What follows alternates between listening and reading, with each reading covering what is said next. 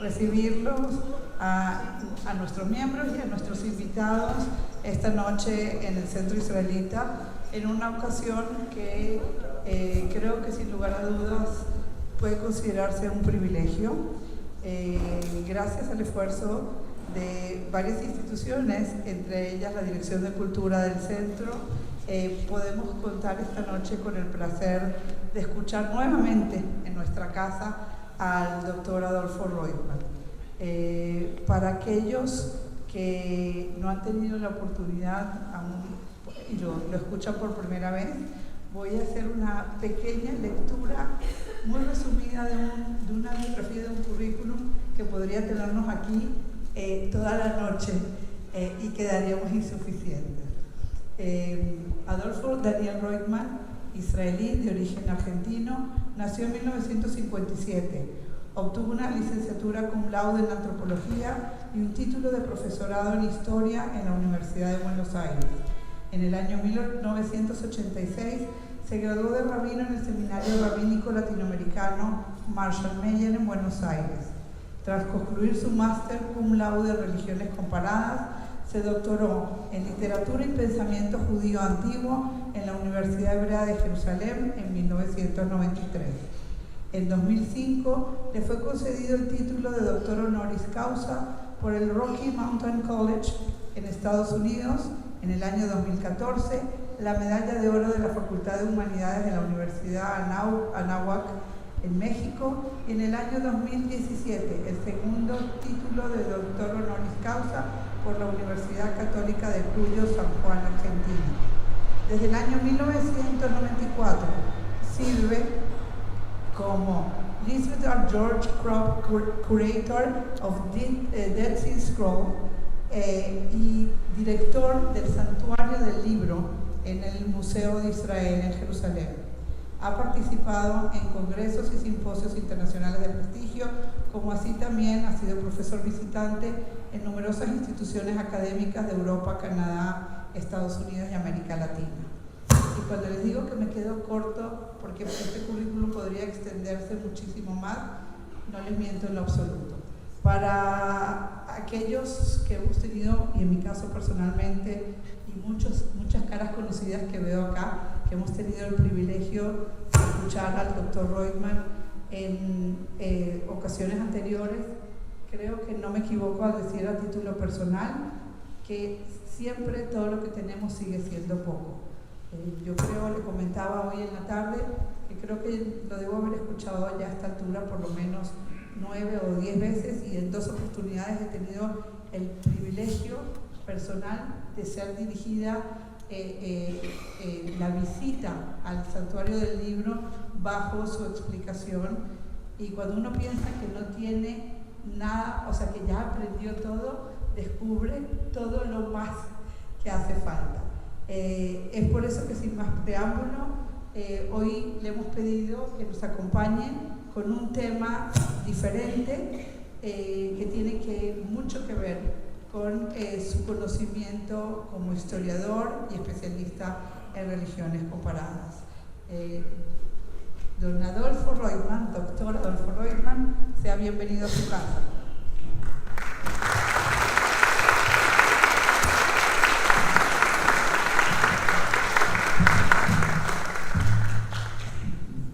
Gracias, Silvana, y buenas noches a todos. Shalom.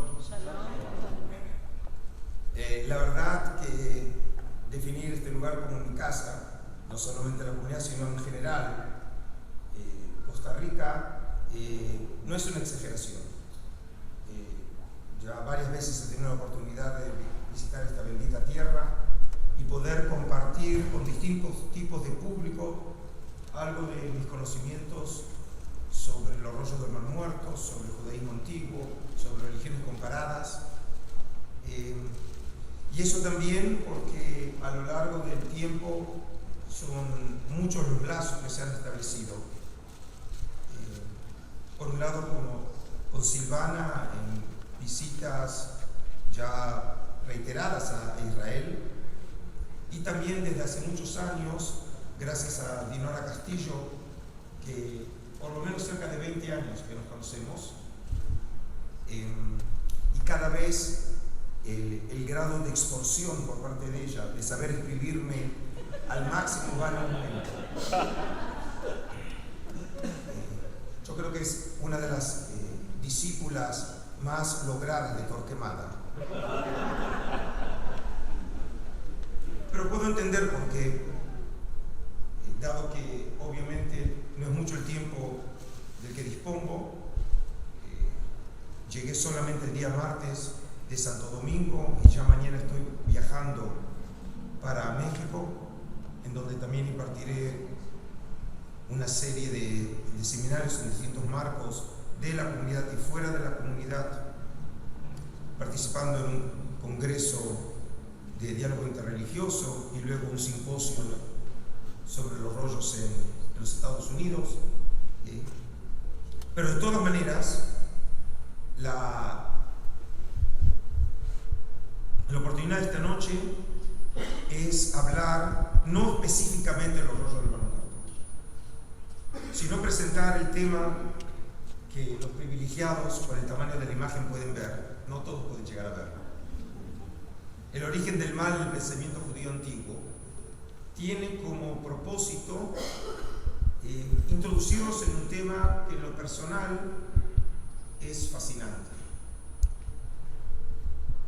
El tema del mal. Hace años atrás estaban como scholar in residence en una comunidad del judaísmo humanista en Chicago, y cuando terminó mi fin de semana, el rabino me dice que él querría que yo volviera y me pregunta sobre qué tema podría hablar. Entonces le dije que me gustaría mucho hablar sobre el Satán.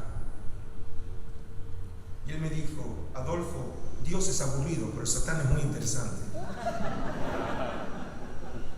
Y precisamente esta noche vamos a hablar de algo muy interesante. Vamos a hablar de cómo el judaísmo en la antigüedad percibió uno de los temas claves en el pensamiento humano.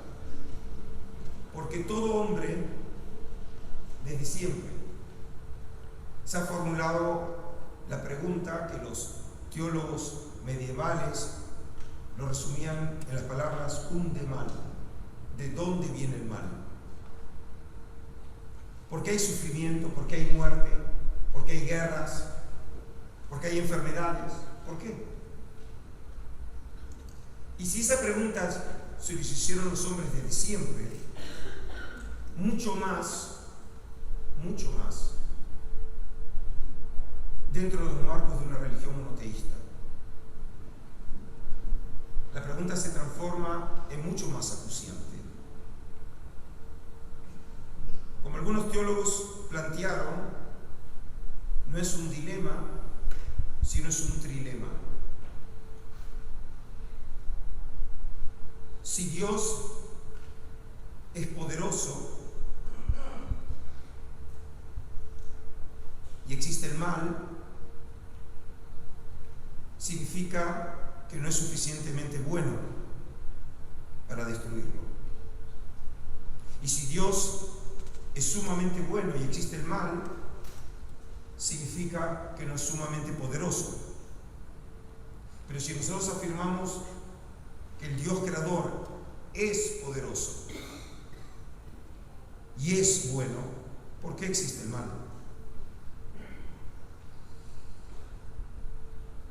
La manera en que voy a atacar este tema es el siguiente. En la próxima hora trataré de presentar de una manera continua la problemática, en donde también podrán tener acceso a distintos textos que vieron esta problemática desde distintas perspectivas. Y luego abriremos un espacio para comentarios y preguntas.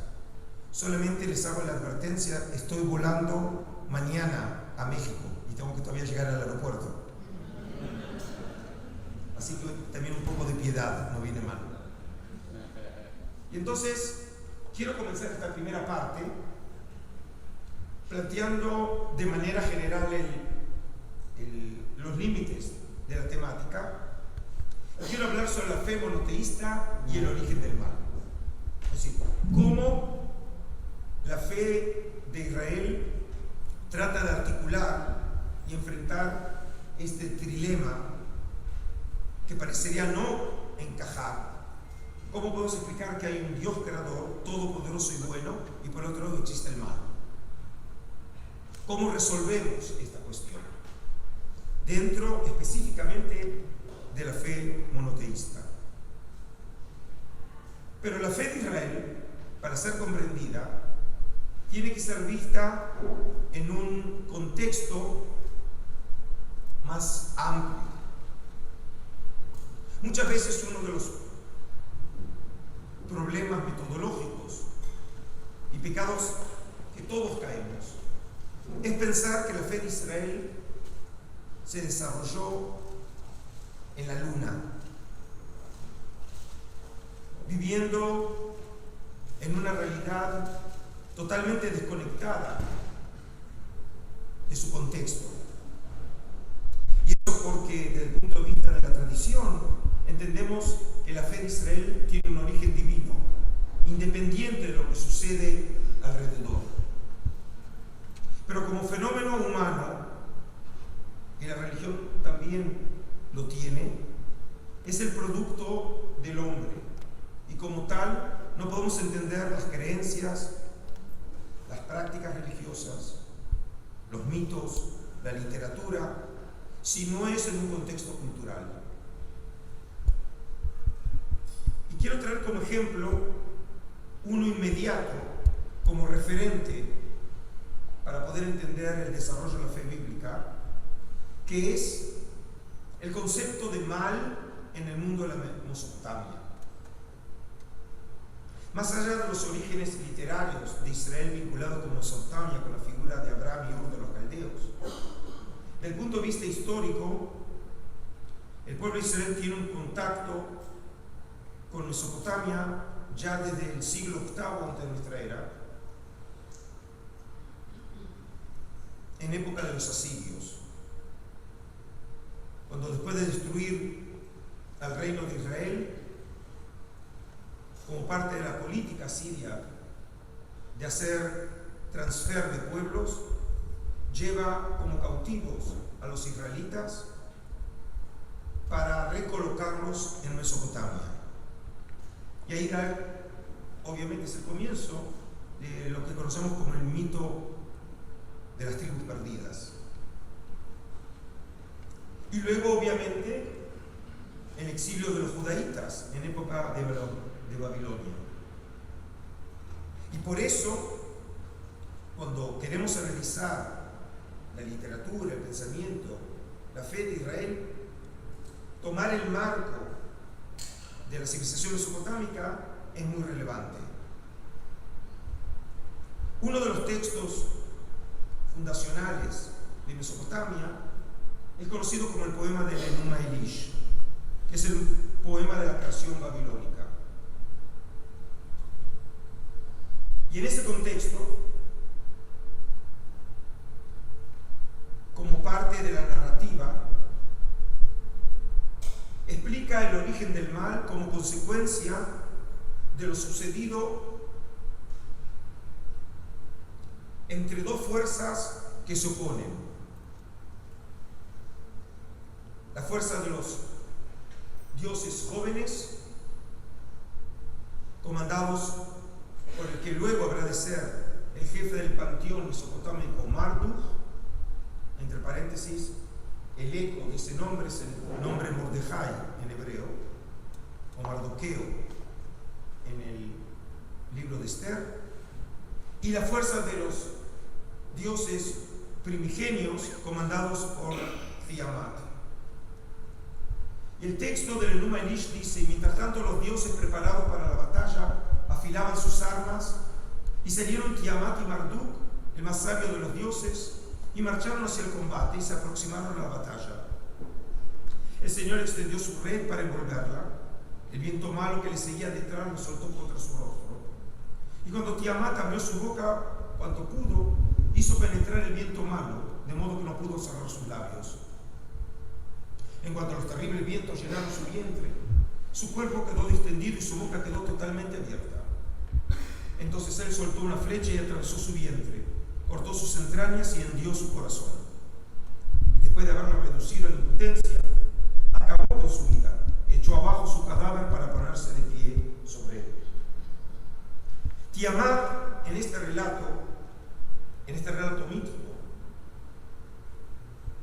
es un monstruo, está asociado con las aguas salinas y representa el mal, las fuerzas del caos,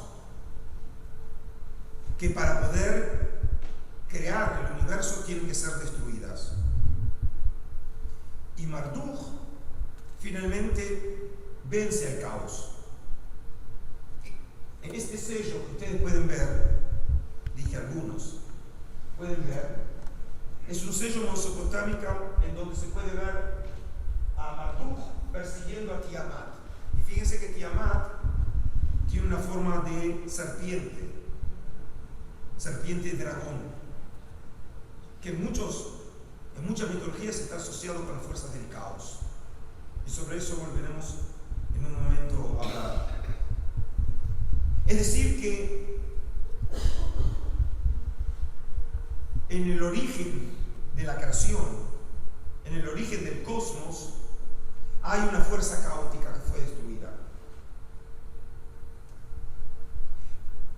Porque el texto continúa que Marduk, una vez que sometió a Tiamat, a partir de los miembros de Tiamat construye el universo. Significa que en la noción mesopotámica, el mundo que nosotros conocemos tiene en sus orígenes el caos. Y el caos en realidad en la visión antigua nunca es destruido sino controlado. Y por eso las fuerzas del caos pueden volver a la vida en algún momento. Esta idea de creación, obviamente para nosotros es propia de los paganos, que no tiene nada que ver con la fe de Israel, como la conocemos. Pero eso depende de qué texto leemos de las fuentes de Israel. Una de las tradiciones textuales en la Biblia hebrea, no estamos hablando del rollo de los muertos, no es un texto gnóstico, es parte de los textos sagrados de Israel. En el Salmo 74, en el contexto en que el salmista trata de entender por qué el templo de Jerusalén, el primer templo, fue destruido, de alguna manera acusa a Israel al Dios de Israel de no haber ayudado a Israel. ¿Y cómo realmente lo acusa? Aduciendo las veces que en el pasado sí ayudó. O, en otras palabras, recordándole al Dios creador las proezas que hizo en el pasado. Como diciendo que si lo pudo hacer en el pasado, lo podría haber hecho ahora. Y hubiéramos esperado que en ese contexto mencionara la salida de Egipto como gran proeza del Dios creador. Pero este salmista hace alusión a otra proeza del Dios de Israel. Y el texto dice así: Oh Dios, mi Rey desde el principio, autor de salvación en medio de la tierra, tú hendiste el mar con tu poder, quebraste las cabezas de los monstruos en las aguas. Tú machacaste las cabezas de Leviatán y les hiciste pasto de las fieras. Tú abriste manantiales y torrentes y sacaste ríos inagotables. Esta historia no la conocemos en el Génesis, pero recuerda mucho el texto de Marduk en el Enuma Elish. En otras palabras, este salmo es un eco de una interpretación mitológica de la creación, en donde, según este texto, el Dios creador, antes de crear el mundo, venció a monstruos marinos, como es Leviatán. Significa entonces que el tema era conocido en Israel, como era de esperar. Si Israel es un pueblo en el oriente, en contacto con otros pueblos. ¿Por qué no esperar que temas propios de esos pueblos también fueran asimilados por Israel? Pero en vez de Marduk, ahora es el Dios creador de Israel. Pero el tema es el tema que aparece en la mitología mesopotámica. Pero obviamente esa no es la manera en que nosotros imaginamos al Dios creador. Cuando nosotros pensamos en la creación, lo pensamos obviamente con las primeras páginas de la Torá, del Génesis, del Sefer Bereshit. Cuando el comienzo de Bereshit, en Génesis, así comienza el Pentateuco. En el principio creó Dios los cielos y la tierra. La tierra era caos y confusión y oscuridad por encima del abismo, y un viento de Dios aleteaba por encima de las aguas. Y dijo Dios, haya luz, y hubo luz. Esa es nuestra versión de creación. Una versión en donde no hay rival en el Dios creador. No se habla que algo haya sucedido antes de la creación. Porque el Dios de Israel no tiene origen y no tiene fin. El que tiene origen y tiene fin es el mundo. Los sabios de Israel ya habían entendido ese concepto cuando desarrollaron el Midrash sobre la primera letra con la que comienza la Torá. La Torá no comienza con la Aleph, que es la primera letra del alfabeto, sino con la Bet. Y la Bet tiene una forma que una parte está cerrada y una parte está abierta. Significa, la Torá no se hace la cuestión qué pasó antes de la creación, sino qué pasó a partir de la creación. Ese es el punto cero inicial. Y en esta versión, Dios aparece como Dios creador, en donde simplemente impone su voluntad con la palabra creadora. Dios dijo y se cumple.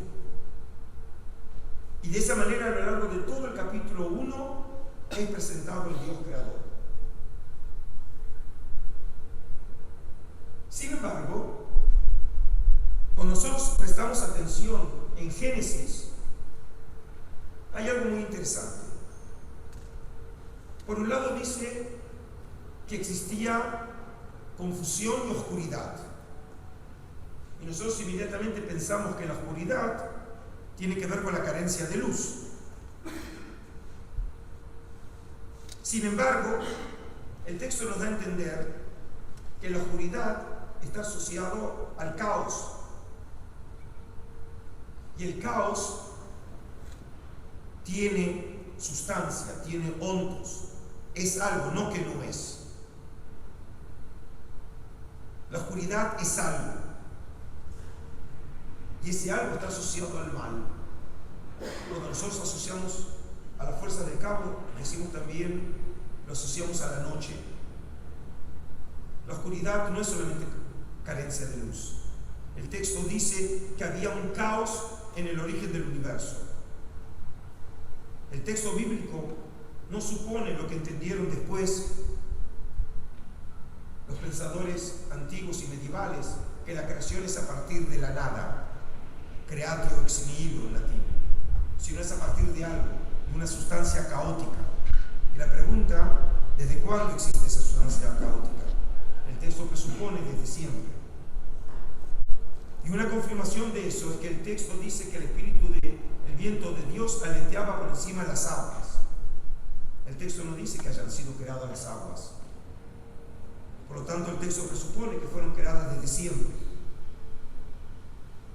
Exactamente lo que aparece en los textos mitológicos. El Enuma Elish comienza diciendo que en el comienzo el mundo estaba cubierto de agua. El agua dulce y el agua salada. Es decir, que el texto que nos parece claramente la declaración de monoteísmo tiene un sustrato mitológico. Y si ustedes dicen, bueno, esa es la manera de leer de los postmodernistas, que siempre buscamos la otra cara y faceta, buscamos siempre polémicas en donde el texto parecería estar claro. La prueba está que hace 2500 años un pensador anónimo, que nosotros lo llamamos el segundo o el Deutero Isaías, ese profeta cuyos oráculos están dentro del libro de Isaías, pero no fueron pronunciados por el Isaías original de hace 2800 años, Yeshayahu ben Amoz, sino un profeta que vivió en la época exílica y posexílica, parece comentar ese texto y en su versión es la siguiente: yo soy Yahvé y no hay ningún otro, fuera de mí ningún Dios existe. Yo te he tenido sin que tú me conozcas, para que sepas desde el sol levante hasta el poniente que todo es nada fuera de mí. Yo soy Yahvé y no hay ningún otro. Yo modelo la luz, en hebreo es Yotzer Or, y creo la tiniebla, Boré Hoshech. Yo hago la dicha, Ose Shalom, y creo la desgracia, Boré Ra. Yo soy Yahvé el que hago todo esto. Es difícil no pensar que este profeta anónimo, el deutero Isaías o el segundo Isaías de Isaías 45, está polemizando con Génesis 1. Probablemente no lo consideraba el texto suficientemente ortodoxo. Entonces en esa lectura quiere aclarar algo que el texto en Génesis no lo pone en claro. Dice Yotzer Or, es el creador de la luz, y eso lo dice el texto de Génesis 1. Y creó la tiniebla, Boré Hoshech. El texto en Génesis da a entender que el Hoshech, la oscuridad, existe, no fue creada. Yo hago la dicha, Ose Shalom, y creo la desgracia, Boré Ra. Y en donde en nuestro texto aparece el mal, aparecen las aguas del caos. Y Tiamat en Mesopotamia está asociada con las aguas del caos. Es decir que en esta lectura el autor, este autor desconocido de Isaías 45, quiere dejar en claro que hay un solo Dios creador y que Él creó todo lo que existe. Y ahora, como no puede ser de otra manera, no podía dejar por lo menos en algún momento mencionar los rollos del Mar Muerto. Porque cuando hablo de los rollos, obviamente la mayoría de las personas se interesan en los textos bíblicos y es fácilmente comprensible eso. Entre 1947 y 1956, en 11 cavernas próximas a Qumran, allá al norte del Mar Muerto, se encontraron aproximadamente 25.000 fragmentos manuscritos. Y luego de ser reconstruidos tenemos aproximadamente 1.000 manuscritos, de los cuales un cuarto son bíblicos. Y de esos aproximadamente 230 manuscritos bíblicos muy fragmentados, solo uno es completo: el manuscrito A de Isaías de la cueva número 1. El manuscrito segundo más extenso de Qumran, después del rollo del templo. Ese libro, ese documento, tiene los 66 capítulos masoréticos como los tenemos nosotros. Pero el texto presenta variantes textuales. No es idéntico al que tenemos. Es próximo, que ya es mucho decir de un documento que tiene 2100 años, pero no es idéntico. Y el ejemplo que tiene que ver con nuestro caso es el siguiente. Aquí les traje, y no espero que lo entiendan, en el manuscrito A, en la columna 38, en las líneas 12 y 13, es el texto equivalente al que yo acabo de leer de Isaías. Yotzer Or, creador de la luz, Boré Hoshech, hacedor de la luz, creador de la oscuridad. Pero en vez de que nuestro texto diga Ose Shalom, es decir, hacedor de la dicha o de la perfección, en hebreo lo que aparece es Ose Tov, es decir, hacedor del bien. Y luego dice Boré Ra, que es creador del mal. Es decir, en la versión del texto de Qumran, claramente una clara presentación dualista. Hizo el bien e hizo el mal. Y no es casualidad que en la tradición rabínica acostumbran a decir esta frase en las oraciones diarias, el texto no dice Uborerá, sino Boretacol. Es el creador de todo. Los rabinos sabían lo que decía Isaías, pero es difícil oír que el Dios creador también es el creador del mal. Cuando uno dice que es creador de todo, incluye el mal, pero suena mejor. O por lo menos no es tan doloroso saber que el Dios creador también creó del mal y que es Él el responsable del mal. Ahora, en la versión bíblica, el mundo creado por Yahvé es un mundo bueno. Al final de cada día la creación dice, y vio Dios que era bueno. Y al final de la creación dice que es muy bueno el mundo creado por Dios. Y la pregunta es, si el mundo creado por Yahvé es bueno, ¿por qué vivimos en un mundo como el que vivimos? Y no es una pregunta que hacemos la generación post-freudiana y que vivió ya 2 guerras mundiales. Desde siempre el mundo fue como lo conocemos. Hoy matamos en cantidades, pero siempre han matado. Siempre han violado, siempre hubo enfermedades. Y si podemos curar unas, aparecen otras.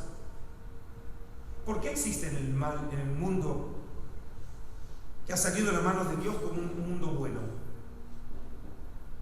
La estrategia bíblica es, si Dios no es responsable del mundo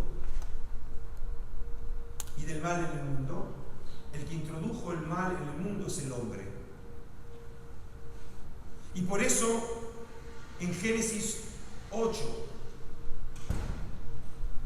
en el contexto del diluvio universal, cuando ya terminó el diluvio y Noé, al salir del arca, lleva a cabo los sacrificios, el texto dice así en la Torá: cuando el Señor le llevó aquel olor tan agradable, dijo: nunca más volveré a maldecir la tierra por culpa del hombre, porque el hombre desde joven solo piensa en hacer lo malo. Ki yetzer lev Adam Rami Meurav. En la perspectiva antropológica bíblica no existe todavía el concepto del instinto del mal. El texto lo que dice es que el corazón humano tiende a hacer el mal. Está en la naturaleza misma del humano. Y por eso la introducción del mal en el mundo es por el hombre. Y sobre el comienzo de ese pecado y la manera que fue interpretado, que es el relato del pecado original, sobre eso lo haré en la última parte. Por eso, a partir de esta teología, en donde el responsable del mal en el mundo es el hombre, la fe bíblica desarrolla el concepto de la responsabilidad, de la elección humana. En el libro de Deuteronomio, capítulo 30, en el último libro de la Torá, dice: en este día pongo el cielo y a la tierra por testigos contra vosotros, de que os he dado a elegir entre la vida y la muerte, y entre la bendición y la maldición. Escoged pues la vida. Es decir, el hombre tiene elección, no está programado a hacer el mal. Es cierto que tiene un instinto, pero su obligación es controlarlo, y está en sus manos decidir si va a ser justo o va a ser pecador. Obviamente, cualquiera de las dos decisiones conllevan consecuencias, pero el hombre, en la visión bíblica, es un ser libre. Como no hay ninguna fuerza que obligue al Dios creador a actuar de una manera, de la misma manera el hombre creado por Yahvé también es un ser libre. Y ese concepto se manifiesta claramente en la teología de Jeremías y de Ezequiel sobre la responsabilidad y el pecado. El profeta del exilio, Ezequiel 18, dice: y el Señor se dirigió a mí y me dijo: ¿por qué en Israel no deja de repetirse aquel refrán que dice: los padres comen uvas agrias y los hijos Yo el Señor juro por mi vida que nunca volveréis a repetir ese refrán en Israel. A mí me pertenece todo ser humano, lo mismo el Padre que el Hijo. Aquel que peque morirá. Esta doctrina de la responsabilidad individual se opone directamente a la doctrina de la responsabilidad colectiva que aparece en los 10 mandamientos, en otro texto bíblico. Pero desde el punto de vista evolutivo de la fe de Israel, este es un texto más tardío. En la tradición antigua, como propio de la responsabilidad colectiva de grupos tribales, la responsabilidad es del grupo. Y por eso, cuando alguien de un grupo mataba al de otro grupo, está la venganza de sangre, de matar no necesariamente al asesino, sino a cualquiera del otro grupo, para equilibrar, en este caso, la pérdida de alguien del grupo anterior. En la versión de Jeremías y Ezequiel, que es un punto de inflexión en la historia de Israel entre la época bíblica y la época posbíblica, aparece ahora un concepto de la responsabilidad individual. Cada uno carga con su responsabilidad. Y por lo tanto, el sufrimiento de una persona no se debe a los pecados de sus padres, sino a los pecados de esa persona. Este concepto, responsabilidad individual, continúa también en el judaísmo de la época persa y greco-romana. Y como ejemplo de ello, traigo un texto de unos grandes pensadores judíos de la antigüedad, el autor del Eclesiástico, o el libro de Ben Sirá, uno de los textos apócrifos que no forman parte de la Biblia hebrea en su versión palestinense. Es un texto no canónico para los judíos, tampoco para los protestantes, pero es un texto deuterocanónico para los católicos desde el Concilio de Trento en el siglo XVI. Es uno de los textos que conocemos hoy no en su versión griega, como lo conocíamos hasta hace no mucho, sino lo conocemos por copias de la versión hebrea de la Genizá del Cairo de fin del siglo XIX, por 2 fragmentos en 2 cuevas diferentes en Qumran y por una sección relativamente extensa hallada por Igael Yadin en Masada en las excavaciones entre el año 63 y 65. Así dice Eclesiástico 15. Este autor, Shimon ben Sirá, un intelectual de Jerusalén, de la aristocracia de Jerusalén, que vivió en el primer tercio del siglo II antes de nuestra era. No digas, es Dios quien me hace pecar, porque Él no hace lo que detesta. Ni tampoco digas, Él me hizo caer, porque Él no necesita de gente malvada. El Señor odia lo que es detestable y no se lo envía a quienes le respetan. Dios creó al hombre al principio y le dio la libertad de tomar sus decisiones. Si quieres, puedes cumplir lo que Él manda y puedes ser fiel haciendo lo que le gusta. Delante de ti tienes fuego y agua. Escoge lo que quieras. Delante de cada uno está la vida y la muerte, y cada uno recibirá lo que elija. La sabiduría del Señor es muy grande y Él es muy poderoso y lo ve todo. Dios ve a todos los seres que creó y se da cuenta de todo lo que el hombre hace. Él a nadie ha ordenado pecar, ni deja sin castigo a los mentirosos. Es decir, la doctrina que aparece aquí en Ben Sirá es una doctrina que también los judíos contemporáneos verían como representante de la fe de Israel.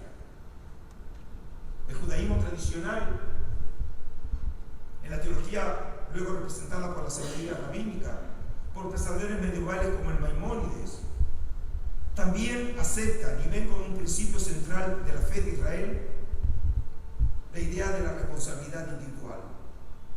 El pecado es fruto de los hombres. Los hombres son los que tienen que rendir cuentas por el mal en el mundo. No es Dios el responsable. Hasta ahora, probablemente, más allá de un texto que conocieran o no he dicho nada nuevo. Nada que ustedes digan o que justifique que en un día después tan tormentoso como el de hoy y tener que pasar todos los atranques de tráfico lleguen aquí para oír algo que en realidad todos saben. Es una verdad de perogrullo. que el judaísmo, entre sus contribuciones al pensamiento de la humanidad, es el concepto de la libertad y la responsabilidad individual. Pero ahora quiero, en esta segunda parte, presentar una perspectiva diferente y probablemente también provocativa. Y es el concepto del origen demoníaco del mal en el judaísmo intertestamentario. Y esto ya empieza a sonar algo extraño. ¿Demoníaco? ¿Acaso no estamos hablando del mal antropológico? En este caso pareceríamos que aludíamos a unas fuerzas que las asociamos con otros pueblos, no con Israel.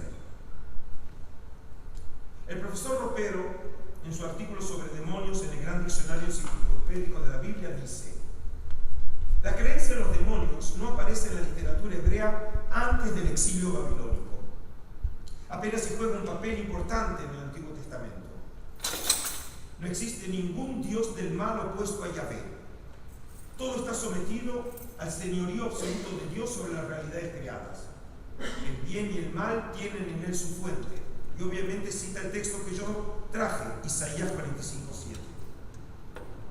Esta sobriedad demonológica se transforma a raíz del destierro y en la literatura intertestamentaria, en otras palabras, en la literatura del Segundo Templo, donde son más evidentes las influencias persas y de la Avesta, para ocupar un lugar prominente en la literatura apocalíptica del judaísmo tardío. De modo que nos encontramos un notable cambio de ambiente respecto al papel de los demonios. En otras palabras, con el judaísmo del Segundo Templo, que se inicia allá para el siglo VI y que continúa hasta comienzos del siglo II de nuestra era, aproximadamente un poco más de 700 años, no es simplemente la segunda época de historia del pueblo de Israel después de la época bíblica, es una nueva civilización. Si nosotros comparamos la evolución de la historia de Israel a un edificio, podemos decir que la civilización bíblica son los fundamentos de un edificio y luego se van agregando los pisos. Ese primer piso que se apoya sobre los fundamentos de la tradición bíblica es el judaísmo del Segundo Templo.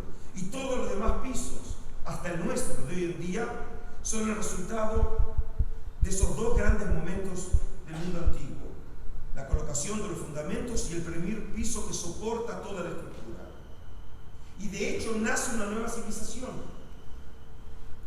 A continuación solamente me centraré en los minutos que me quedan, específicamente ahora en el problema demoníaco, porque el tema nuestro es el mal.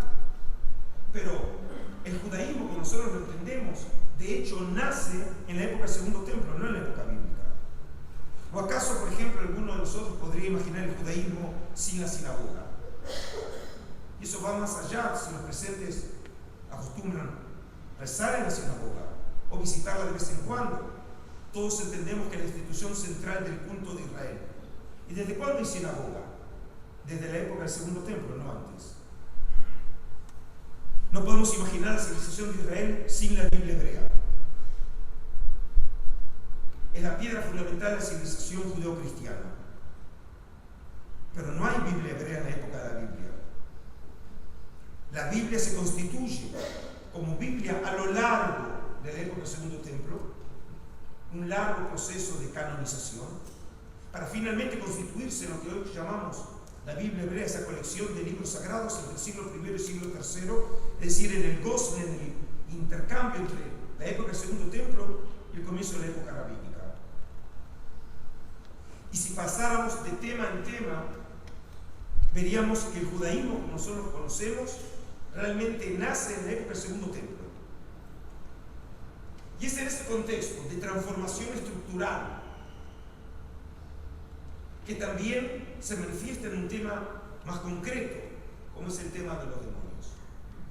Mientras que en la época bíblica, por lo menos los textos bíblicos no parecen hacer referencia a la creencia en demonios, cosa que estaba totalmente difundido en todo el Oriente.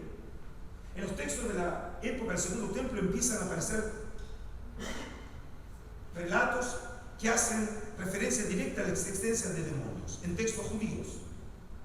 Por ejemplo, uno de los textos de los apócrifos judíos es el libro de Tobit.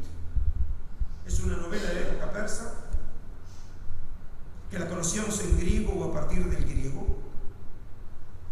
Y entre los manuscritos de los muertos se hallaron 5 manuscritos del libro de Tobit, 4 en arameo y 1 en hebreo. Y en esta historia se habla de Tobías, el hijo de Tobit, que va en camino a buscar un dinero que le debían a su padre. Y él está acompañado por lo que en el relato sería una persona, pero en realidad nosotros sabemos. El lector sabe que es el ángel Rafael. Y ese ángel le había dicho, sabiendo que se iba a encontrar con Sara, una mujer de la familia, que ya había tenido 7 matrimonios, porque tenía la desdicha que cada vez que iba a acostarse con su marido en la noche nupcial, el demonio Asmodeo mataba al marido. Y este es un tema conocido del folclore, que la primera noche es muy peligrosa y que los demonios acechan a la mujer virgen, porque en una época lo había. Y por ejemplo, eso explica una práctica judía. Todos nosotros sabemos que en la jupá el novio al final de la ceremonia tiene que romper la copa. Y eso lo asociamos en memoria de la destrucción del templo de Jerusalén. Y ahora precisamente se acerca Tisha B'Av, este fin de semana. Pero la verdad es que originalmente esa práctica no estaba asociada con el templo de Jerusalén. Se rompía la copa para producir ruido y era para ahuyentar a los demonios que están amenazando a la novia. Y esa práctica la conocemos del folclore universal. Como ven, estamos rodeados de magia. Y entonces Rafael le había dicho qué tenía que hacer esa noche que se iba a acostar con Sara para que no fuera matado por el demonio. Y ahora, en el relato, vamos a ver lo que hizo, que según las directivas de Rafael. Cuando terminaron de cenar, decidieron ir a acostarse. Llevaron al muchacho a la habitación. Tobías se acordó entonces de lo que le había dicho a Rafael. Sacó de su bolsa el hígado y el corazón del pescado, que lo había tomado a lo largo del camino, y los puso sobre las brasas en las que se quemaba incienso. ¿Se imaginan que no es un ritual muy común en la noche de bodas? El olor del pescado no dejó acercarse al demonio, el cual salió huyendo por el aire hasta la parte más lejana de Egipto. Y Rafael también fue allá, encadenó al demonio y volvió inmediatamente. Y las otras personas salieron de la habitación y cerraron la puerta. Estamos hablando de un texto judío que presupone como algo obvio la creencia de demonios y prácticas antidemonológicas para salvarse de ellos. En otras palabras, el demonio es la fuente, en este caso, de la muerte. Pero este es solo uno de los textos. Por ejemplo, acá pueden practicar, es un texto en etíope clásico, en Ge'ez, de un libro muy importante de la literatura de esos años, las tradiciones que tienen que ver con una figura de la Biblia hebrea, Enoch. Hay un Enoch en el capítulo 5 del Génesis que dice que caminaba junto con Yahvé y que a diferencia de todos los hombres, a excepción del profeta Elías, al final de sus días, y vivió solamente, entre comillas, 365, es porque en el capítulo 5 es el que menos vive. Enoch es el padre de Matusalem y vivió más de 960 años, así que era un bebé todavía. Dice que Dios lo tomó y desapareció, es decir, que no murió como todos los hombres. Y alrededor de este texto misterioso de Génesis 5 hay una enorme literatura que llamamos la literatura enóquica. Nosotros sabíamos, por ejemplo, testimonios de esta literatura en griego, como por ejemplo este texto del siglo IV, y entre los rollos del Mar Muerto hallamos 11 manuscritos vinculados a la literatura enóquica en arameo. Tenemos fragmentos de literatura enóquica del siglo III antes de nuestra era, hace 2300 años, de los más antiguos que se conocen de Israel. Y en la literatura de Enoc se hace referencia a un texto muy confuso y misterioso de Génesis 6, la historia de los hijos de Dios que se acostaron con las mujeres. Y que eso enoja tanto a Yahvé que finalmente decide traer el diluvio al mundo. No quiero hacerle referencia a esa historia, pero en la literatura enóquica entienden que esos hijos de Dios, Bnei Elohim, que dice la Torá, eran ángeles. Ángeles que se acuestan y violan a mujeres. Que nosotros creíamos que es algo propio de mitologías como la griega, pero acá lo tenemos en un texto judío, de los más antiguos que nos quedaron. Y por lo tanto, como acostumbramos ver que la mitología no tiene lugar en la fe de Israel, es un problema de los judíos, no de la literatura judía. Porque la literatura judía está plagada de temas míticos. Y en el capítulo 15 de 1 Enoc nos dice qué fruto o resultado hubo de esa copulación entre los ángeles caídos, pecadores, y las mujeres. El texto dice así: y ahora los gigantes nacidos de los espíritus y de la carne serán llamados malos espíritus en la tierra, y sobre ella tendrán su morada.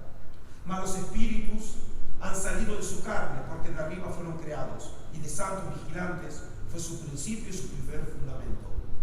Malos espíritus serán sobre la tierra, y malos espíritus serán llamados. En otras palabras, del fruto de la copulación de los ángeles caídos y las mujeres nacieron los demonios.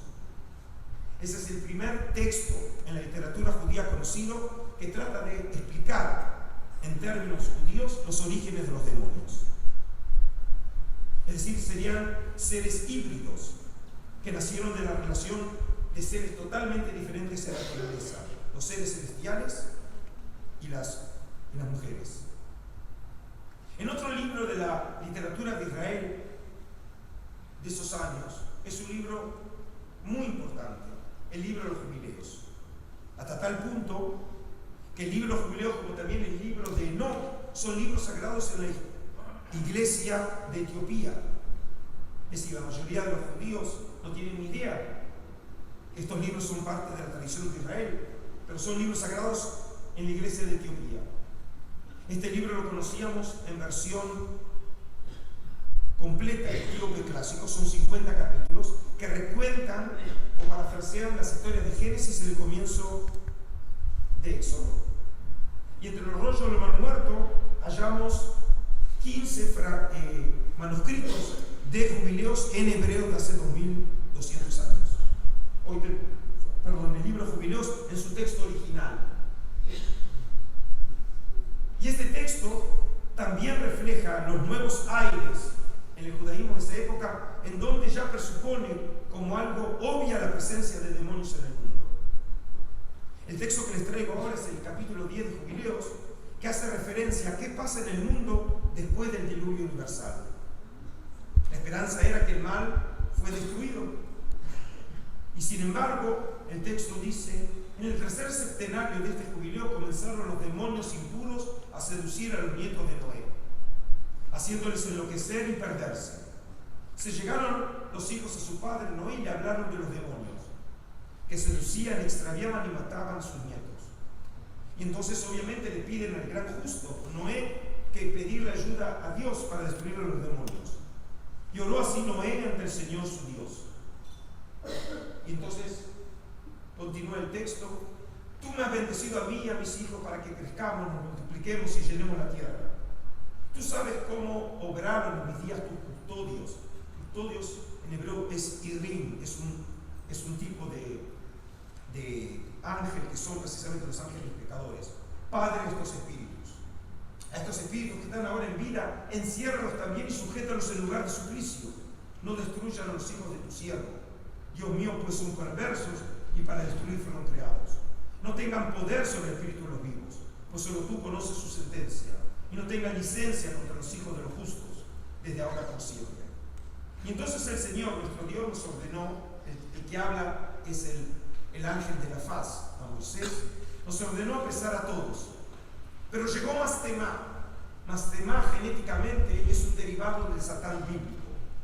Pero a diferencia del Satán bíblico, del Antiguo Testamento, o del Tanaj, o de la Biblia hebrea, que no es el Satán que tenemos en la cabeza. El Satán en la Biblia hebrea es el asesor jurídico del gobierno, que algunos dirían que es el Satán.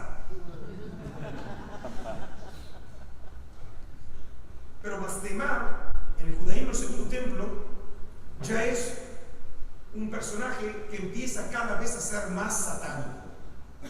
Pero en este texto, la función de Mastemá es ser responsable del mal en el mundo. Y entonces, cuando oye la decisión de Dios de destruir los demonios, le dice: Señor Creador, déjame algunos de ellos que me obedezcan y hagan cuanto les mande. Pues si no me quedan algunos de ellos, no podré ejercer la autoridad que quieran los hijos de los hombres.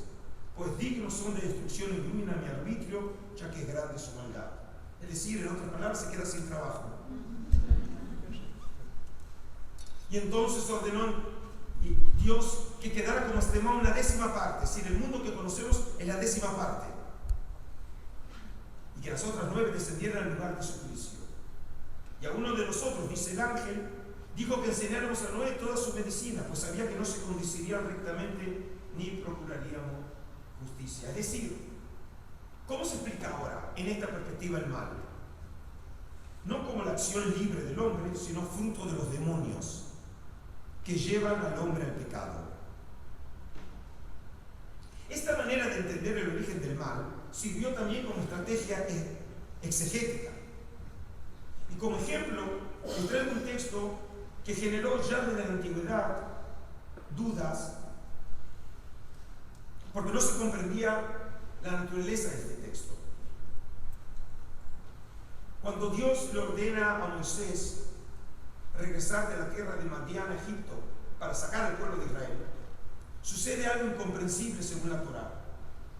Y sucedió que en el camino le salió al encuentro Yahvé, es decir, a Moisés, en el lugar donde pasaba la noche y quiso darle muerte. Tomó entonces Sifora, su esposa, un cuchillo de pedernal y cortando el prepucio de su hijo tocó los pies de Moisés diciendo: tú eres para mí esposo de sangre. Y Yahvé le soltó, y ella había dicho esposo de sangre con la circuncisión. Un texto absolutamente esotérico. Si alguno de ustedes tiene el día de escribir una tesis doctoral, pueden intentarlo con este, pero no puedo asegurar que lo puedan terminar. Pero una cosa muy incomprensible en este texto: ¿por qué Yahvé quiere matar a Moisés? Lo acaba de elegir y le acaba de ordenar ir a Egipto para salvar a Israel. ¿Cómo podemos ordenar que lo haya intentado matar? Y cómo un judío hace 2200 años vuelve a leer este texto para solucionar ese problema exegético. Veamos ahora la versión de Jubileos. Y en esta versión, Jubileos presupone un contexto en que el ángel le está contando a Moisés en el monte Sinaí la verdadera historia del mundo. Y fíjense ahora la versión. En el año 6 del tercer septenario del jubileo 49, le dice el ángel a Moisés: fuiste a morar a la tierra de Madián durante 5 septenarios y 1 año, y volviste a Egipto en el segundo septenario, en el segundo del jubileo 50.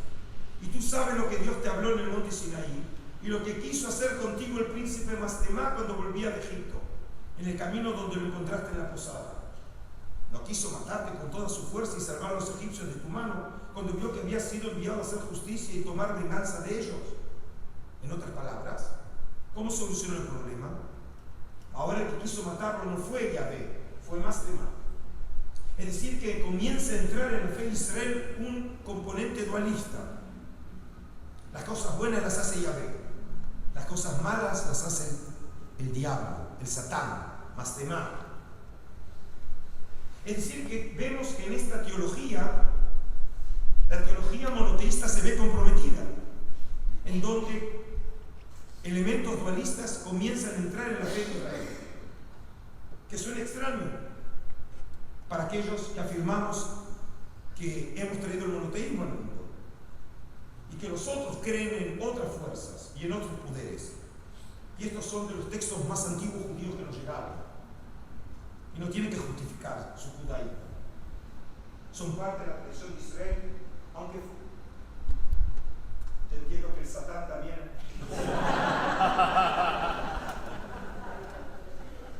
¿Qué ha pasado?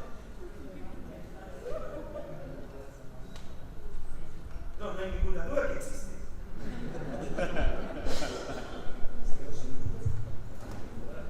¿Está? No.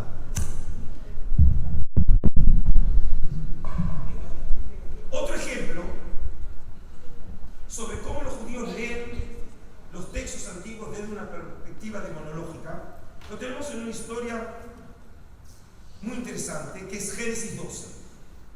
En Génesis 12, Yahvé le había ordenado a Abraham a dejar su parentela e ir a la tierra que habrá demostrado, Canaán.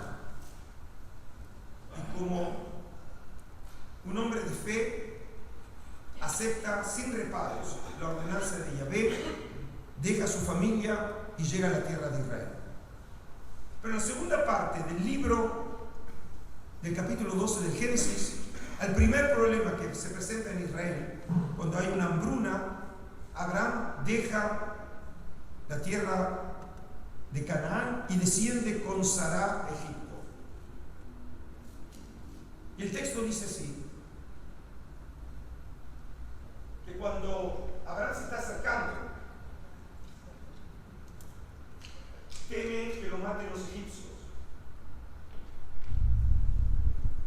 Y eso porque él dice que como ella es muy hermosa, la van a tomar a ella y lo van a matar a él. Y entonces le sugiere a ella que diga que es la hermana. La verdad que no es una actitud muy recomendable para el pueblo de Israel. Y cuando llega a Egipto, sucede lo que se temía. Cuando Abraham llegó a Egipto, los egipcios vieron que Sará era hermosa. Y también los funcionarios del faraón la vieron y fueron a contarle al faraón lo hermoso que era. Y entonces la llevaron al palacio real. Gracias a ella trataron muy bien a Abraham. Le dieron ovejas, vacas, esclavos y esclavas, asnos y asnos y camellos. En otras palabras, mientras Abraham enriquece, Sará pasa su tiempo libre con el faraón. Como ven, no es un paradigma muy recomendable como modelo de imitación. Abraham parece ser indiferente a la suerte de Sará. Pero por causa de Sarai, la esposa de Abraham, el Señor castigó al faraón y a su familia con grandes plagas. Y si la Torá dice, ¿quién se preocupó por el destino de Sará? Yahvé. Pero ¿cuáles fueron esas plagas? Bueno, como parte de la tradición bíblica, muchas veces el texto sugiere cosas, pero no las explica, no las amplía. Pero en otro texto, hallado solamente entre los rollos de la muerte, el apócrifo del Génesis, en donde recuenta las historias del Génesis, específicamente entre el capítulo 5 y capítulo 15 de la Torá, en la nueva versión en arameo del siglo I dice así: y esta noche le envió Dios Altísimo un espíritu castigador para afligirlo a él y a todos los miembros de la casa, es decir, al faraón, un espíritu maligno que le afligía a él y a todos los miembros de su casa. Y eso además le permitió solucionar un problema exegético. ¿Acaso podríamos suponer que la matriarca de Israel se acostó con Faraón? Y en la nueva versión dice, y no pudo acercársele, ni menos aún tener relaciones sexuales con ella, a pesar de estar con ella 2 años. Es decir, podemos estar tranquilos, que Faraón no se acostó con Sara. Pero la Torá no nos explica qué pasó después, porque Faraón descubre que Abraham lo había engañado. Y como un gentleman inglés, en vez de castigarlo, matarlo, le permite salir con su esposa y además de eso llevarse todas las riquezas que acumuló en Egipto. Pero el texto no dice, ¿pero qué pasó con las plagas? No dice nada. Pero en la nueva versión dice que Faraón le pide a Abraham, pero ahora reza por mí, por mi casa, para que sea expulsado de nosotros este espíritu maligno. Y yo recé y puse mis manos sobre la cabeza, y la plaga fue removida de él, y en primera persona cuenta Abraham, fue expulsado de él el espíritu maligno y vivió. Significa que Abraham fue un exorcista. Precisamente en la tradición bíblica que critica la adopción de prácticas mágicas, claramente hay una lista de esas prácticas en Deuteronomio 18, tenemos la tradición judía en este texto no canónico, presenta al padre de Israel como un exorcista. Y obviamente en este contexto es una virtud que un justo como Abraham pueda dominar a los demonios. Y si ya hablamos de los prohombres de Israel y su asociación con la magia, podemos tener otro ejemplo. Y este ejemplo tiene que ver con la figura de David. Ustedes conocen que la tradición bíblica cuenta que cuando Saúl entraba en un estado depresivo, David tocaba el arpa y diremos que le hacía un tipo de tratamiento de terapia musical. Ese texto o esa tradición bíblica que aparece en 1 Samuel termina diciendo: y cada vez que el espíritu de parte de Dios atormentaba a Saúl, David tomaba su arpa y tocaba, y la música calmaba a Saúl y lo hacía sentirse mejor, y el espíritu maligno se apartaba de él. Eso es en la versión bíblica. Pero uno de los grandes hombres de Israel fue el historiador judío Flavio Josefo. Pero además de ser historiador, en su obra Antigüedades Judías, que escribe en Roma en los años 90 del siglo I de nuestra era, en los textos que son paralelos a la Biblia hebrea, Josefo, más que un historiador, es un exégeta. Y fíjense ahora en la versión de Josefo cómo cuenta la historia de David y Saúl. El poder divino dejó a Saúl y pasó a David, quien con ese traslado a su persona del Espíritu Divino comenzó a profetizar. En cuanto a Saúl, fue presa de una extraña y diabólica enfermedad que le provocaba sufocaciones, amenazando a ahogarlo. Los médicos señalaron como único remedio que le buscaran a alguna persona capaz de adormecerle las pasiones, cantando y tocando el arpa, cuando observara que los demonios comenzaban a perturbarlo. Es decir, en la lectura de los judíos en la época del Segundo Templo, David ahora es un exorcista. Cualquiera haya sido el significado original, David ahora está asociado con los demonios. Y si David estaba asociado con los demonios, no es sorprendente que su hijo, el más grande sabio de la antigüedad, Salomón, también fuera asociado con el mundo demoníaco. Por ejemplo, Josefo, cuando habla de Salomón, dice: Dios también lo capacitó a Salomón para aprender el arte de expulsar a los demonios, ciencia útil y curativa de los hombres. Porque si era un gran sabio, entre sus capacidades tenía que dominar también el mundo del mal. Y compuso encantamientos para aliviar las enfermedades y dejó la manera de usar los exorcismos mediante los cuales se alejan los demonios para que no vuelvan jamás. Y lo increíble de Josefo es que nos trae una historia en donde él no funciona aquí como un exégeta o un historiador, sino como un antropólogo. Y comenta cuando él estuvo presente en un acto de exorcismo. Y así dice Josefo en primera persona: este curativo se sigue usando mucho entre nosotros hasta el día de hoy. He visto a un hombre de mi propia patria llamado Eleazar, librando endemoniados en presencia de Vespasiano, sus hijos y sus capitanes y toda la multitud de sus soldados. Vespasiano, que va a comandar el ejército de Roma para enfrentar la revuelta de los judíos. Y luego habrá de ser el emperador de Roma. Y habrá de cumplir la tarea a su hijo Tito. No es una persona mítica. Es alguien que le podemos preguntar. Por lo tanto, él dice, hubo testigos, no solamente lo vi yo. ¿Y qué vio? La forma de curar era la siguiente. Y les recomiendo lo pueden practicar en casa. Acercaba a las fosas nasales del endemoniado un anillo que tenía en el sello una raíz de una de las clases mencionadas por Salomón. Lo hacía aspirar y le sacaba el demonio por la nariz. Es decir, el texto presupone que los demonios no son seres espirituales. Los demonios pueden entrar en el cuerpo y salir del cuerpo por orificios. Y Baruch Hashem tenemos varios en el cuerpo. El hombre caía inmediatamente al suelo y él adjuraba al demonio que no volviera nunca más, siempre mencionando a Salomón y recitando el encantamiento que había compuesto. Es decir, al usar el nombre del rey Salomón es un nombre mágico y tiene poder. Cuando Eleazar quería convencer y demostrar a los espectadores que poseía ese poder, lo que significa que también en el mundo antiguo muchas personas no creían que era simplemente un engaño. Ponía a cierta distancia una copa llena de agua a una palangana y ordenaba al demonio, cuando salía del interior del hombre, que la derramara, haciendo saber de este modo al público que había abandonado al hombre. Y hecho esto, quedaban claramente expresadas las habilidades y la sabiduría de Salomón.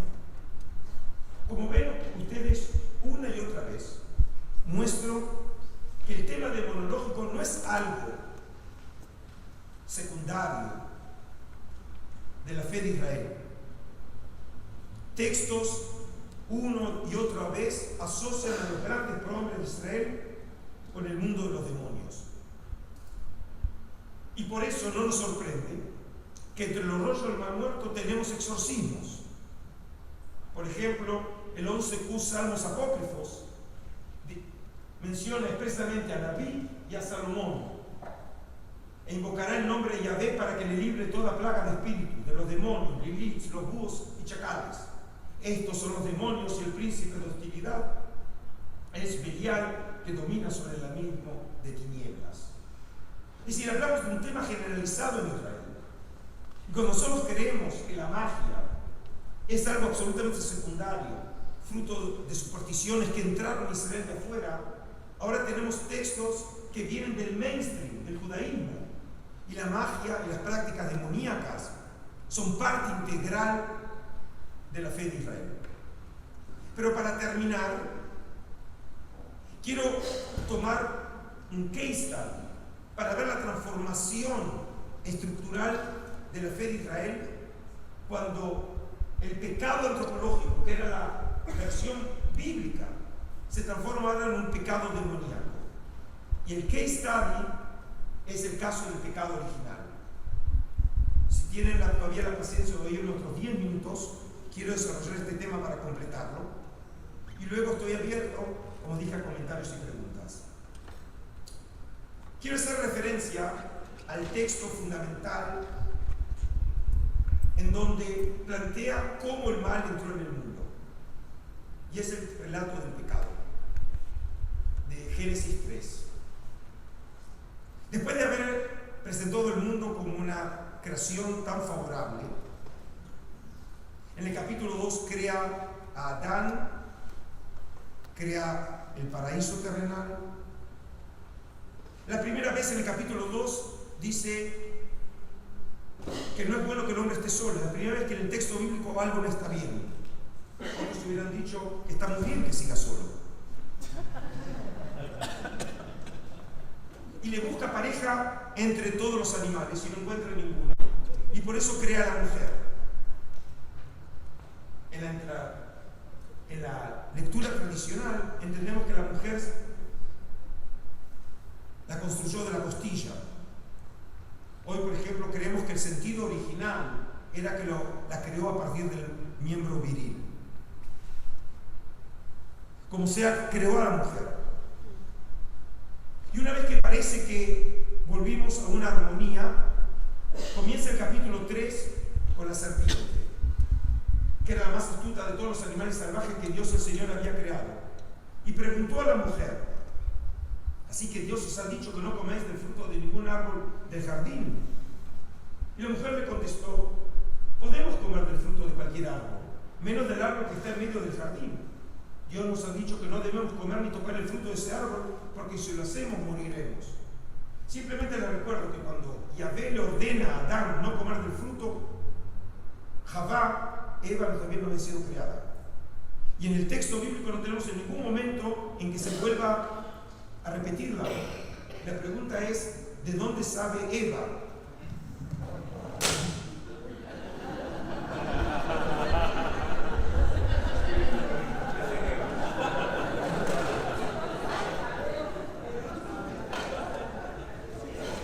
Solo les puedo recomendar que manejen con cuidado de regreso a casa.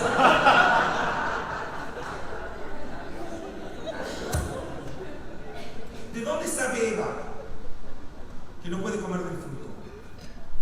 Porque, por ejemplo, una posibilidad es que Dios haya hablado de nuevo ahora con Eva, pero el texto no dice nada. Otra posibilidad es que Adán haya hablado con Eva. Pero como fuere, en ningún momento en el texto se habla que no se puede tocar, no se puede comer, no se puede tocar. Y ya los sabios preguntaron quién fue responsable de este agregado. Si Dios, si Adán, o la propia Eva, que quiere mostrar todavía más celo que la original provisión. Pero la serpiente dijo a la mujer, no es cierto. Es decir, se opone claramente a la declaración de Yahvé, no moriréis. Dios sabe muy bien que cuando comáis del fruto de ese árbol, podréis saber lo que es bueno y lo que es malo, y entonces seréis como Dios. Generalmente nosotros hablamos de la tentación de la serpiente. Pero, por ejemplo, el verbo tentar no aparece en la historia, y no es casualidad. Porque la función de la serpiente es más bien aconsejar. Y el texto presupone que ahora está en manos de Eva decidir. No está obligándola a comer, le está sugiriendo comer, que no es lo mismo. Y por eso, el versículo clave de la historia es el versículo 6. La mujer vio que el fruto del árbol era hermoso, y le dieron ganas de comer y de llegar a tener entendimiento. Es decir, si yo fuera un director de cine, con una música dramática, en la escena lo que se ve es el árbol y Eva. Y Eva está parada entre el árbol y piensa por qué le conviene comer. Y se va autoconvenciendo y va encontrando argumentos por qué debe comer. Es decir, no vemos que realmente Eva, de una manera intempestuosa, sin pensar, inmediatamente toma del fruto. Piensa, está decidiendo, tiene capacidad de elección. Y una vez que llega a la conclusión que conviene comer, así que tomó uno de los frutos y se lo comió. Y luego le dio a su esposo y él también comió. Es muy llamativo que frente a un texto relativamente largo, donde el texto explica el proceso que lleva a Eva al pecado, en el caso del hombre simplemente dice que le dio y que comió. Es algo muy propio de los hombres que generalmente no piensan. Y que generalmente, como sabemos, y como hombre lo puedo decir, es cuando le preguntan por qué uno hizo algo, es porque mi esposa me lo dijo. Como ven, no ha cambiado el mundo desde entonces hasta ahora. Ahora, si nosotros vemos cómo el texto está construido y cómo el texto bíblico trata de reflejar el proceso que llevó a Eva al pecado, vemos que primero la mujer vio el fruto, luego le dio ganas de comerlo, luego llegó a tener entendimiento y finalmente decidió comer. Es decir, fue su decisión pecar. Y entonces comió. Y este es un punto de inflexión para el cual ya no hay retorno. Y frente a un texto largo, descriptivo, que no caracteriza la narrativa bíblica, frente a eso tenemos un texto breve que dice, y luego le dio a su esposo y él también comió. Es decir, de alguna manera podemos decir que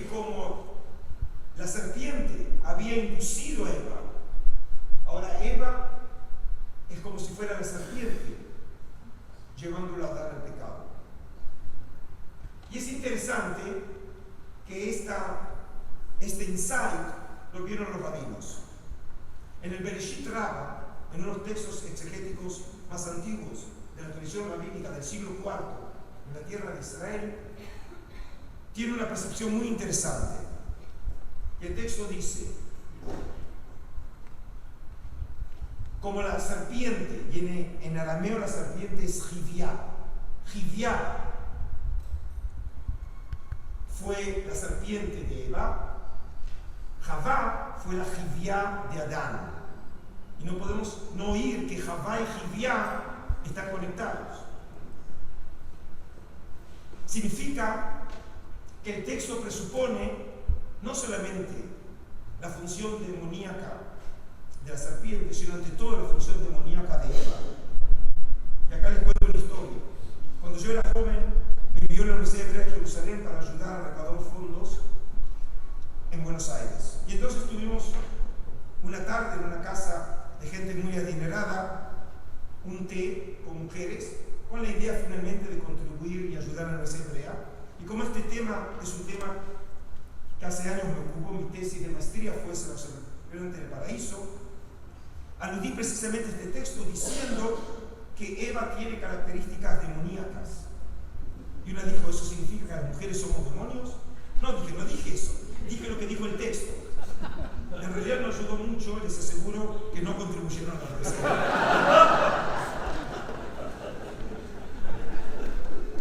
Esta percepción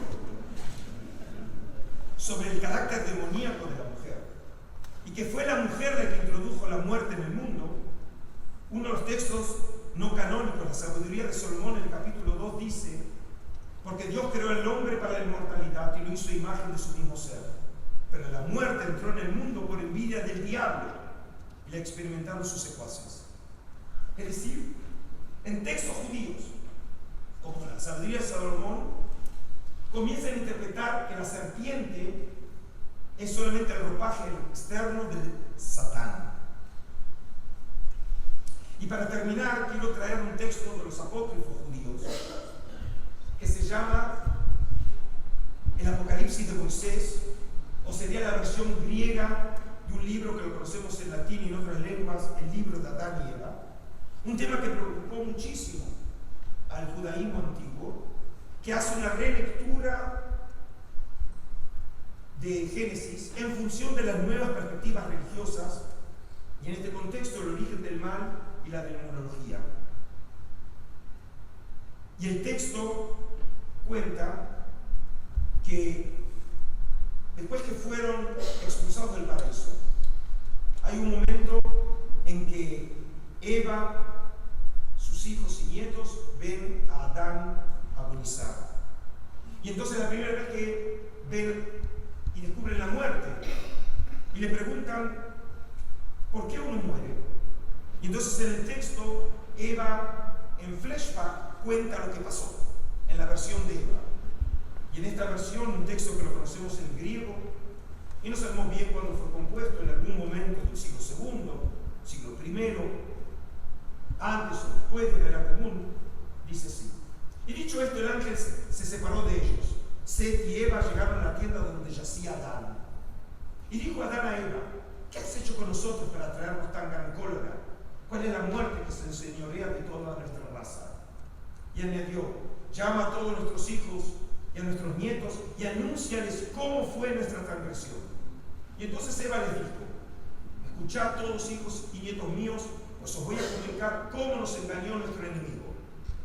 Y ahora vamos a ver en la versión del Apocalipsis de Moisés, o la versión griega de este texto apócrifo, cómo los judíos leían la historia del paraíso. Al custodiar el paraíso, cada uno guardábamos nuestro lote, una parcela recibida de Dios. El texto supone que el paraíso era un espacio sagrado, los hombres están en un lado y las mujeres están en el otro. Y en la mitad, por supuesto, la mejitze. ¿Sí? Con mi parcela yo guardaba el norte y el poniente, pero el diablo se fue a la parcela de Adán, es decir, donde están los hombres. En hebreo, Nahash, que es serpiente, es masculino. Donde estaban las fieras macho, puesto que Dios nos había repartido las fieras y había dado todos los machos a vuestro padre y las hembras a mí, de modo que cada uno de nosotros conservaba lo suyo. Y el diablo habló a la serpiente: levántate, ven hasta mí y te diré una cosa que te va a ser de provecho. La serpiente se llevó a él y el diablo le dijo: se dice que eres más sagaz que todas las fieras, por eso he venido a aprender de ti. He llegado a la conclusión de que eres mejor que todas las fieras y que estas son amigas tuyas. Y sin embargo te prosternas ante la más pequeña. ¿Por qué comes de la cizaña de Adán y su mujer en vez del fruto del paraíso? Levántate, ven acá y hagamos que sea arrojado el paraíso por medio de su mujer, como nosotros fuimos arrojados por su culpa. Es decir, el texto presupone que antes de que la serpiente tentara a Eva, el diablo tentó a la serpiente. Y le contestó a la serpiente: temo que se enfade conmigo el Señor. Y el diablo intervino: no temas, conviértete solo en un instrumento mío, y yo hablaré por tu boca una palabra con la que puedas engañar. Es decir, este texto soluciona un problema exegético. ¿Cómo puede ser que un animal hable? ¿Hay algún antecedente en la Biblia hebrea que otro animal hable? La burra de Balaam.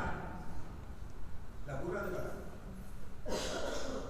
Cuando le explico a mis alumnos en Israel, digo que en Israel vivimos en un mundo de milagros, porque el Museo de Israel está cerca del Parlamento israelí y ahí tenemos 120 serpientes que hablan.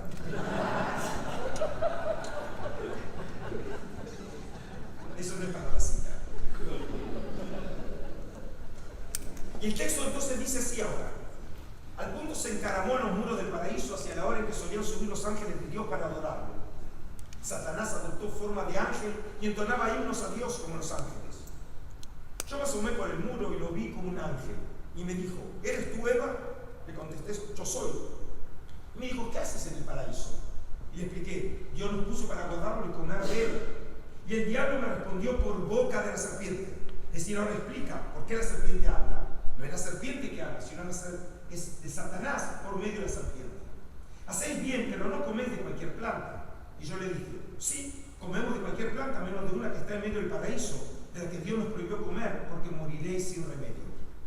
Y entonces me dijo la serpiente: vive Dios que me dais pena porque soy como animales y no quiero que sigáis en la ignorancia. Levántate, ven, hazme caso, come y comprenderás la categoría del árbol. Pero yo repuse: temo que se va a enfadar Dios conmigo, conforme nos dijo. Y me respondió: no temas, pues en cuanto comas abrirán tus ojos y seréis como dioses para conocer qué es bueno y qué malo. Por saber Dios esto, que seríais semejantes a él, tuvo envidia de vosotros y dijo: no comáis de él. Tú acércate a la planta y contemplarás un gran resplandor en torno a ella. Me acerqué a la planta y vi un gran resplandor en torno a ella. Le dije que daba gusto contemplarla, pero que tenía miedo de coger su fruta. Y me respondió: ven, yo te daré, sígueme. Le abrí y penetré en el paraíso. Cruzó por delante de mí, avanzó un poco, se volvió y me dijo: me he arrepentido y no te daré de comer. Dijo esto en la idea de seducirme hasta el final y perderme. E insistió: júrame que vas a dar también a tu marido, porque ese es el objetivo. Eva no era lo importante. Lo importante era hacer caer a Adán, el primer creado por las manos mismas de Dios. E insistió: júrame que vas a dar también a tu marido. Pero yo le repliqué: no sé qué juramento voy a jurarte, pero lo que sé te lo digo: por el trono del Señor, por los querubines y el árbol de la vida, que daré también a comer a mi marido. Y cuando me tomó el juramento, se adelantó, es decir, la serpiente, por medio del cual habla el Satán, subió al árbol y puso el veneno de su maldad, es decir, de su deseo, en la fruta que me dio a comer, pues el deseo es el principio de todo pecado. Incliné la rama hacia la tierra, cogí la fruta y comí. Como ven, todo el espíritu del texto ha cambiado. Si en el espíritu bíblico Eva asume la total responsabilidad del pecado, aquí en realidad ella es la víctima de la acción de la serpiente, porque la serpiente es el Satán que hace caer al hombre. El hombre está seducido por las fuerzas demoníacas. El hombre es también la víctima de los poderes malignos.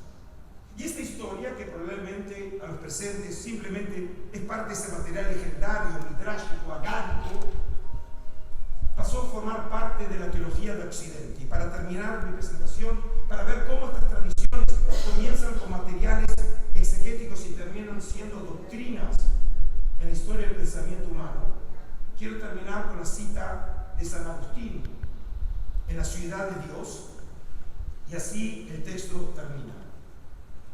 eligió, la referencia es a Satán, para ello en el paraíso corporal, donde vivían el primer hombre y la primera mujer con los restantes seres animados de la tierra.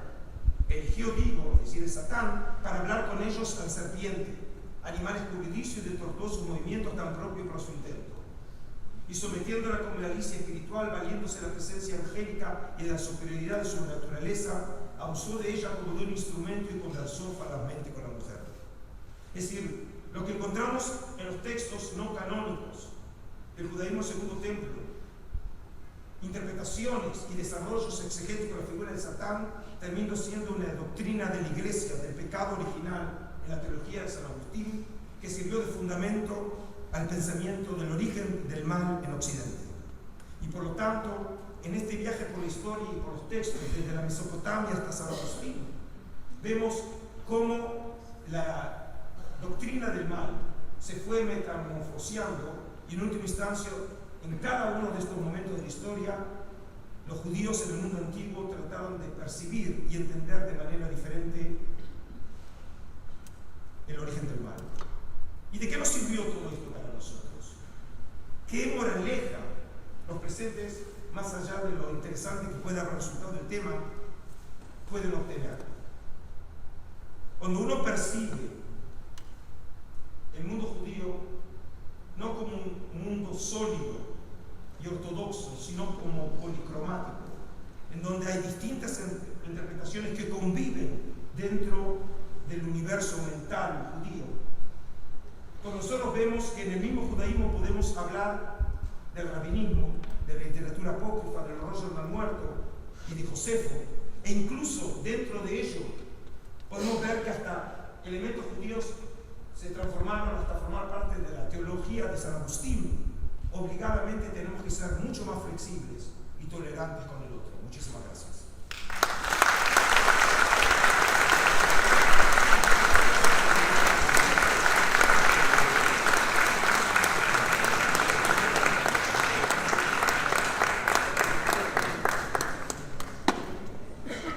Y ahora estoy a disposición de ustedes. Si quieren algún comentario o pregunta. Sí.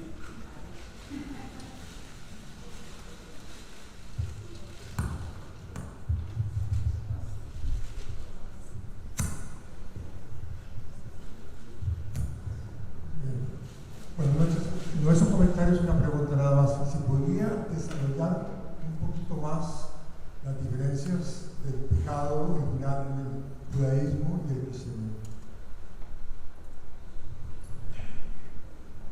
Lo único que puedo decir al respecto es que en la visión judía el pecado no es algo innato en la naturaleza humana.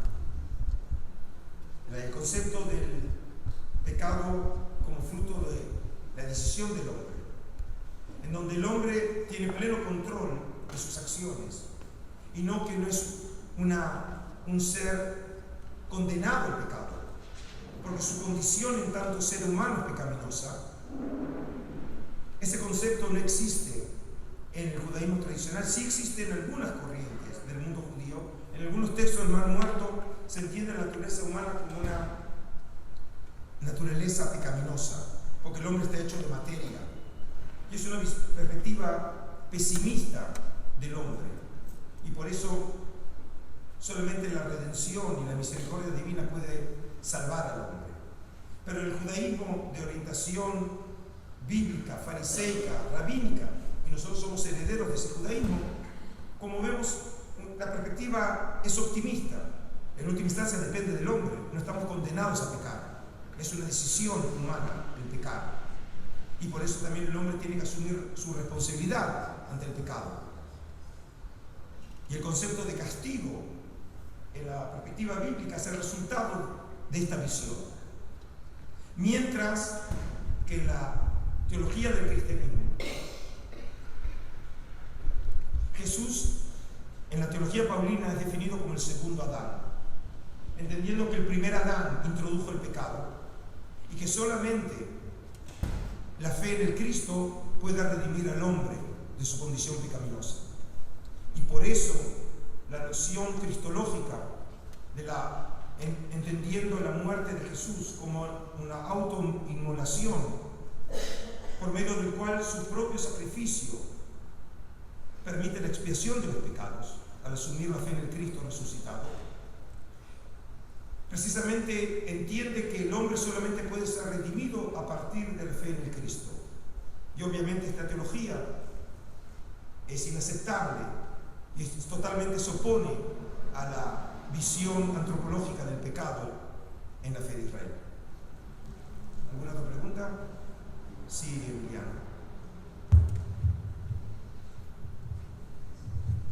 Cuando usted habló sobre el Enuma Elish, que menciona a la serpiente Tiamat, me parece que tiene relación con la serpiente no es relación, pero también está la epopeya de Gilgamesh, en donde él va a buscar el fruto de la inmortalidad, y cuando lo quiere tomar, una serpiente llega y se lo arrebata. Ajá. ¿Puede tener una relación con la serpiente para eso? Ok. Te agradezco la pregunta. Ojalá en Israel alguien de verdad me hiciera la misma pregunta. Lo que puedo decir es lo siguiente.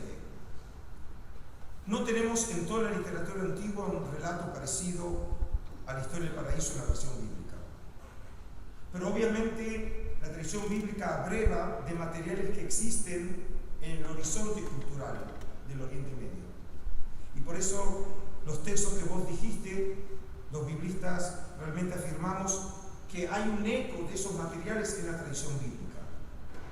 Es decir, el texto de Génesis 3 dice que por una serpiente el hombre perdió la inmortalidad. Si no hubiera comido el fruto, hubiera comido el fruto de la vida, del árbol de la vida, y por lo tanto seríamos inmortales. Imagínense toda la vida pagando impuestos. ¿De qué sirve en ese caso la inmortalidad? Y por una serpiente perdimos la inmortalidad, porque indujo o aconsejó a Eva al pecado, que finalmente llegó a la expulsión del paraíso y perdimos la posibilidad de comer ese fruto. En la historia de Gilgamesh, el tema es la búsqueda de la inmortalidad, porque si uno come el fruto se transforma en un dios. Y si te acordás de dónde sabe Gilgamesh, lo sabe de Utunapishtim, y Utunapishtim es el Noé mesopotámico. O en realidad Noé es el Utunapishtim hebreo, porque obviamente genéticamente la tradición del diluvio universal es anterior a la tradición bíblica. Y tenemos el mito de Atarhasis, también Gilgamesh. Y entonces, pero Utunapishtim era un hombre que se transformó en un dios. Y el texto presupone que si comía del fruto, también él iba a ser un dios con vida eterna. Y lo pierde porque se lo come la serpiente. Es decir, que vemos que la serpiente está asociada a este tema de la inmortalidad y la muerte. Y un tema que obviamente no tuve tiempo de desarrollar, pero en la literatura y la iconografía antigua, las serpientes pueden ser a su vez símbolos polivalentes. Pueden ser el símbolo de la vida y el símbolo de la muerte. Si en este contexto es de la muerte, piensen ustedes que todos nosotros identificamos a una farmacia y aparece la serpiente. Hasta hoy en día. Se lo conoce como el cadubeo. Y el símbolo de Heracles, el dios de la medicina, era precisamente el cadubeo. Es decir, un poste y alrededor está una serpiente. Por ser serpiente está asociada también al concepto de la vida. Así que creo que la respuesta es sí. Es un eco, pero es un eco no directo, sino contextual. ¿Alguna otra pregunta? Sí. Perdón, yo tengo dos preguntas. Dos. Rápidas. No, preguntas puede ser rápida, no sé si la respuesta va a ser rápida. La primera es, hablaste del concepto, al puro final, hablaste del concepto de salvación en el judaísmo. ¿Podrías elaborar cuál es el concepto de salvación? ¿De qué estás hablando cuando dices los judíos se salvan? ¿De qué? Bueno, generalmente lo que me pasa es que después de una frase, el disco duro lo borra. bien en qué contexto, o qué es lo que... recordame lo que yo dije. Estabas en San Agustín. Sí. Pasaste al concepto de salvación a través de Jesús, en el cristianismo. Como respuesta a la pregunta que me hicieron. Y posteriormente dijiste, y la salvación del judaísmo, y ahí me quedé pegado. Bueno, la salvación del judaísmo tiene que ver con el concepto de que el destino está en las manos de los hombres. Es decir, que en este caso no depende de la aceptación de la fe de Cristo resucitado para redimirme de mi condición pecaminosa, sino que el hombre pueda redimirse a través de la teshuvá, a través del arrepentimiento, a través de sus acciones justas, a través del camino de la Torá. Eso le permite al hombre redimirse del pecado. La segunda tiene que ver con Eva. Eva tiene entendimiento antes de comer del árbol de la sabiduría. Sí. Y toma la decisión de comer del árbol de la sabiduría. Adán no tiene entendimiento. Bueno, ¿qué se puede esperar de un hombre?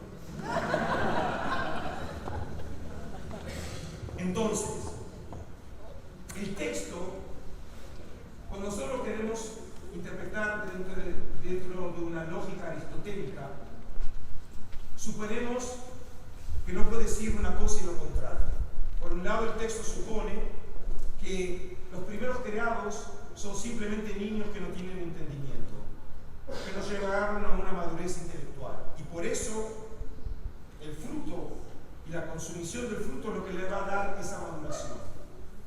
Pero por el otro lado, el mismo texto supone que Eva tiene la capacidad de discernir. Y el texto claramente, de una manera plástica, lo da a entender cuando la ve a Eva parada frente al árbol, pensando y decidiendo comer. Y come como fruto de su decisión libre. Es porque nosotros queremos que un texto tenga una lógica narrativa según, como dije, el pensamiento aristotélico. Pero este texto puede decir las dos ideas a la vez y no siente el autor ningún reparo en plantear de esa manera. El texto supone que ella decide y de todas maneras va a comer el fruto. Pero la consumición del fruto no significa solamente inteligencia, significa que ellos han transformado en seres humanos. Y por eso lo primero que sucede al ver comido el fruto es sentir vergüenza de la desnudez. Y por eso se cubren sus partes pudendas. Solamente hay un ser en la tierra que tiene vergüenza: los hombres. Cuando llegan a su maduración intelectual y psicológica, un niño no tiene vergüenza. Nosotros, para domarlo, les enseñamos que tengan vergüenza. Y por eso, del momento que son hombres, su lugar ya no es el paraíso. Y por eso son expulsados del paraíso. Y por eso también en el capítulo 4, lo primero que sucede, inmediatamente después de la expulsión, la Torá dice que Abraham conoció a Eva. La primera versión ve que el texto claramente, de manera llana, dice que hubo contacto sexual entre Adán y Eva después del paraíso. Que ese es un tema que preocupó muchísimo a los pensadores medievales. Por ejemplo, en la época en que están haciendo el monasticismo, se preguntaba si había actividad sexual en el paraíso. Porque si ese es el plan divino, ¿qué lugar hay precisamente la abstención de actividad sexual en el mundo monacal? La tradición judía afirma que hubo actividad sexual ya en el paraíso. Hay un midrash muy sugerente que trata de explicar por qué la serpiente se empecina en hacer caer a Adán. Y es porque los vio copulando. Y él quiere acostarse con Eva. Y entonces lo lleva al pecado para que Dios lo castigue y él se quede con Adán. Como ven, los rabinos, Hazal transformó el texto en última instancia en una novela latinoamericana. Es decir, desarrollos creativos de la fe de Israel. No es simplemente agradar. En realidad, a través de esta exégesis se trata de mostrar nuevas percepciones espirituales. Si antes hablamos del concepto del pecado original, hay un texto enormemente sorprendente en el Talmud, en nombre de Rabbi Yohanan. Rabbi Yohanan es segunda generación de los amoraitas, que son los sabios del Talmud. Algo así para la época del 400 de nuestra era. En donde dice algo como así. El texto sugiere que la serpiente en la Gemara copuló con Eva y que le transmitió el pecado. Y dice que cuando Israel estuvo en el Sinaí y recibió la Torá, Israel se liberó del pecado.